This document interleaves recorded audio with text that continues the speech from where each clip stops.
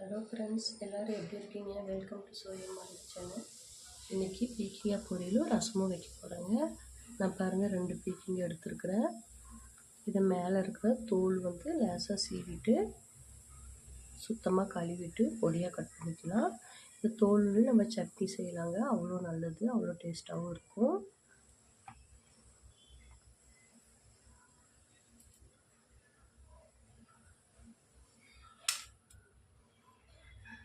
ரசத்துக்கு சீரகம் 1.5 டீஸ்பூன் எடுத்துருக்குறேங்க. மிளகு 1 டேபிள் ஸ்பூனு, மல்லி 1 டீஸ்பூன் எடுத்துருக்குறேன். கொஞ்சமாக வெந்தயம் ஒரு 1/4 டீஸ்பூனு, 3 வரமிளகா, ஒரு 4-5 கருவேப்பிலைங்க.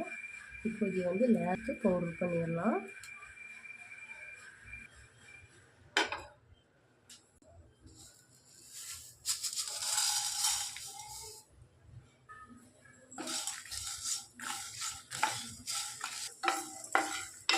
இந்த மாதிரி மிளகு சீரகத்தை அப்படியே எல்லாமே லேசாக வறுத்து பவுடர் பண்ணி ரசம் வச்சு பாருங்கள், அவ்வளோ சூப்பராக இருக்கும். இது வறுப்பட்டுருச்சு, போதும், ரொம்ப வறுக்க வேண்டாம், லேசாக சூடான போதும்.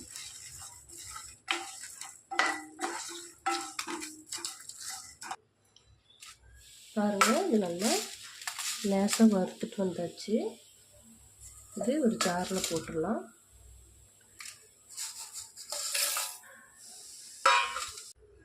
இது கூட ஒரு 6-7 பூண்டுங்க, லேசாக தோல் மாத்திரம் உரிச்சிருக்கிறேன்.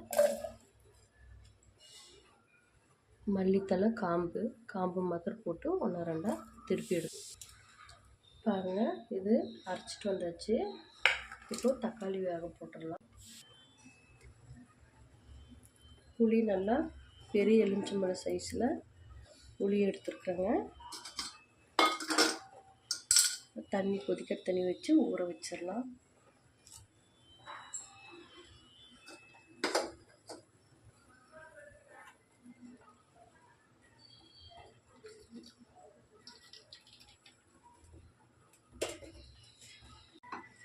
தக்காளிக்கு தண்ணி நல்லா சூடாகிட்டுருக்குது.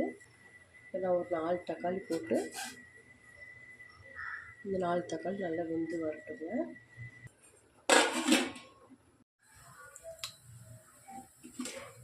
பாருங்கள், தக்காளி நல்லா வெந்துச்சு. புளியும் நல்லா கொதிக்கிற தண்ணியில் ஊற வச்சுருக்கோம். இதை நல்லா கரைச்சிடலாம்.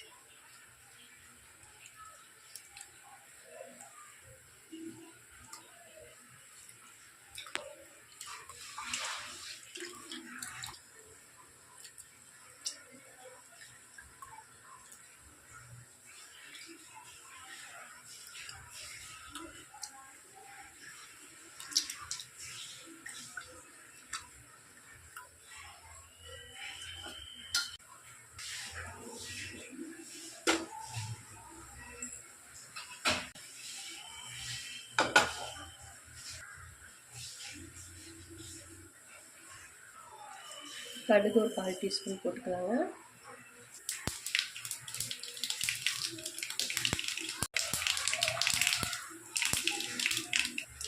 கருவேப்பிலை, காய்ந்த மிளகாய் ஒரு 4-5, ஒரு பச்சை மிளகாய்,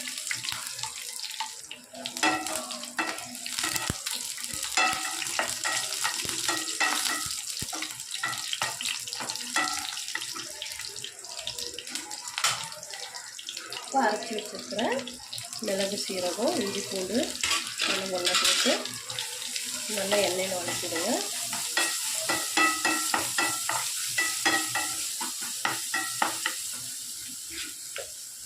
கொஞ்சம் பெருங்காயத்தூள்,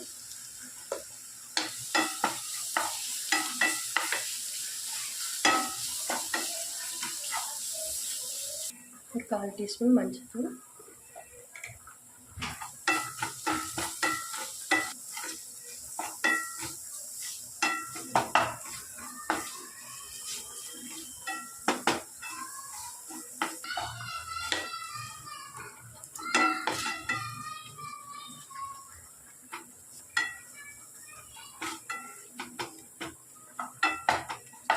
இப்போ இது வணங்கிருச்சுங்க. இது வந்து நம்ம புளி தக்காளி எல்லாம் கரைச்சி வச்சிருக்க பாருங்க, அதில் ஊற்றிடலாம்.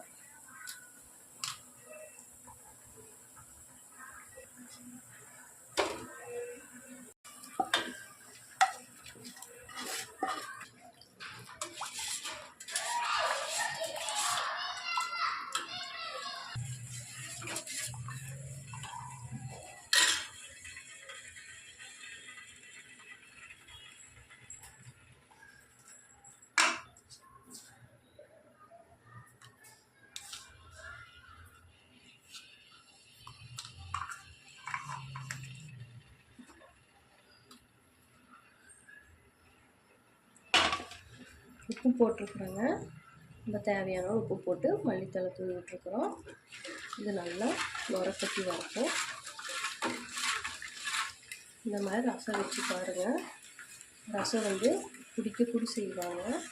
சாப்பாட்டுக்கு ரசம் பத்தாது. அந்தளவு ரசம் சூப்பராக மணக்க ரசம் சூப்பராக இருக்கும். இது நல்லா நுரக்கட்டி வரட்டும்.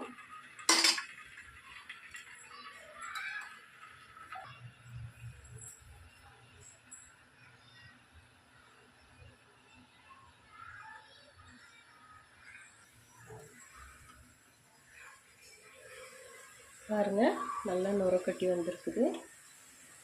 இந்த டைமில் நம்ம கேஸ் ஆஃப் பண்ணிடலாம். ஏன்னா ரசம் வந்து நல்லா ரொம்ப கொதிக்கக்கூடாதுங்க.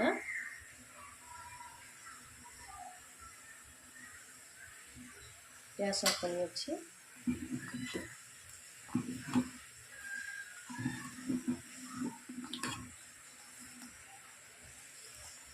பாருங்கள், சூப்பராக ரசம் ரெடி ஆகிடுச்சு. இந்த மாதிரி ரசம் வச்சு பாருங்கள். ரசமே பத்தாது, அந்தளவு ரசம் காலி ஆகிடும். டேஸ்ட்டும் இருக்கும். இப்போது பீக்கங்காய் பொரியல் எப்படி செய்யுதுன்னு பார்க்கலாம்.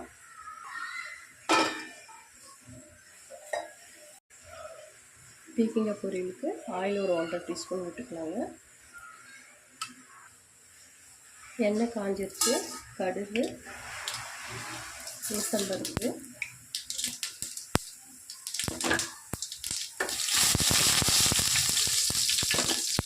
கருவேப்பிலை, சின்ன வெங்காயம், மல்லித்தழை போட்டுக்கலாம்.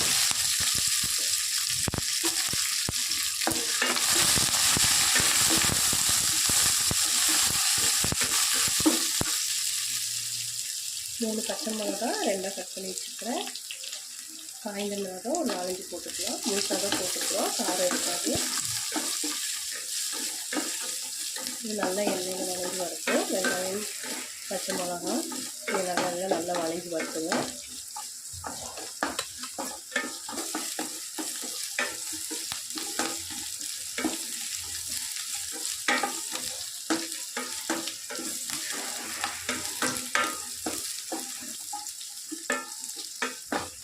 வெங்காயம் நல்லா வணங்கிடுச்சு. கட் பண்ணி வச்சுருக்கிற பீக்கங்காய் போட்டுடலாம்.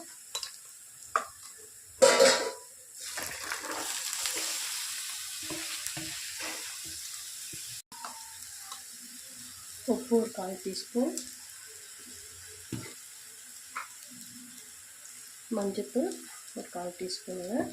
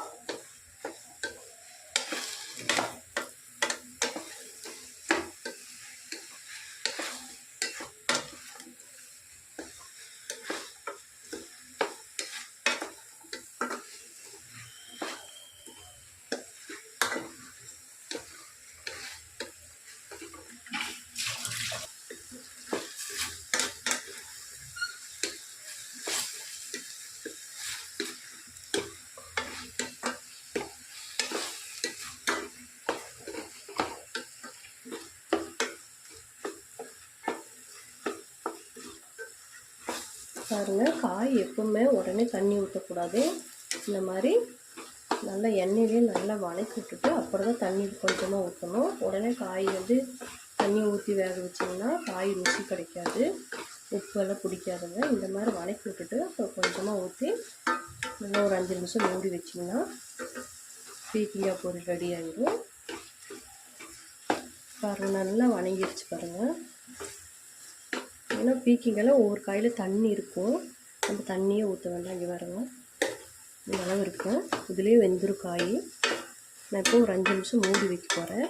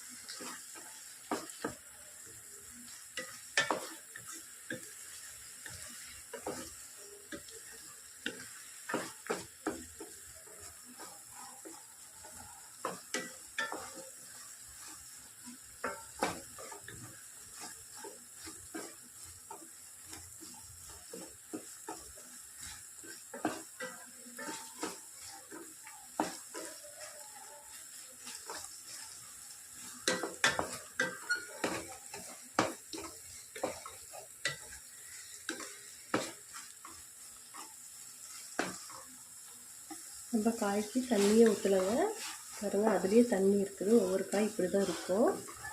இப்போது காய் நல்லா வெந்துருச்சு.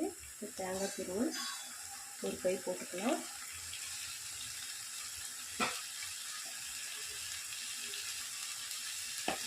கொஞ்சம் மல்லித்தலை,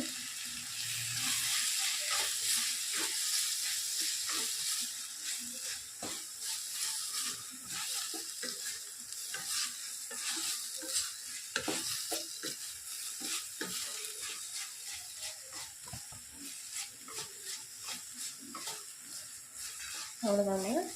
சூப்பரான பீக்கங்காய் பொரியல் ரெடி ஆகிடுச்சு. கேஸ் ஆஃப் பண்ணிடலாம்.